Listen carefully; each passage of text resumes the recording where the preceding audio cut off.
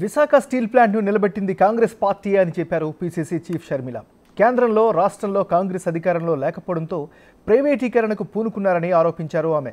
కుర్మన్నపాలెంలో steel plant వద్ద దీక్ష చేస్తున్న కార్మికులకు సంఘీభావం ప్రకటించారు షర్మిల.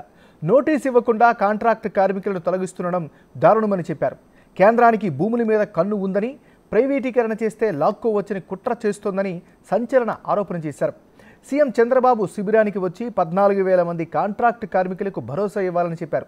కేంద్ర రాష్ట్ర ప్రభుత్వాలు స్పందించకపోతే ఢిల్లీలో నిరాహార దీక్షలు, ధర్నాలు చేస్తామని తెలిపారు షర్మిల.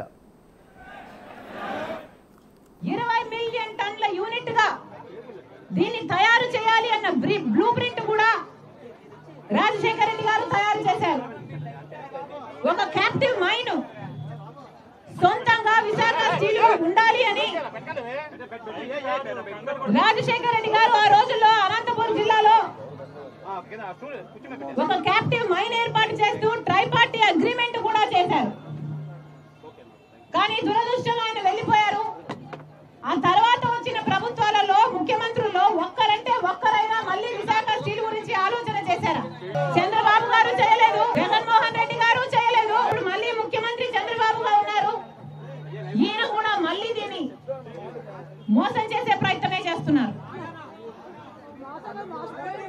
ఇది సెంటిమెంట్ తో కూడిన ప్లాంట్. మేము పోగొట్టుకోము, ప్రైవేటైజ్ చేయము అని చంద్రబాబు గారు ఒక పక్క చెప్తూనే ఉన్నారు. ఇంకో పక్క 4,000 మంది ఉద్యోగాలు పీకేశారు. ఎలా అర్థం చేసుకోవాలి దీన్ని? ఎలా అర్థం చేసుకోవాలో చంద్రబాబు గారు సమాధానం చెప్పాలి. ఎప్పటి నుండో ఇక్కడ కార్మికులు దాదాపు 30,000 మందికి పైగా 30,000 మందికి పైగా ఉద్యోగస్తులు పనిచేస్తున్నారు. వీళ్ళందరూ ఎప్పటి నుంచో డిమాండ్ చేస్తున్నారు.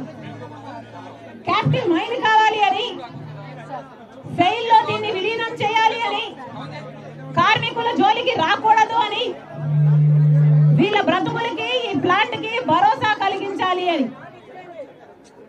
కనీసం ఒక బెయిల్ అవుట్ ప్యాకేజ్ కూడా ఇంతవరకు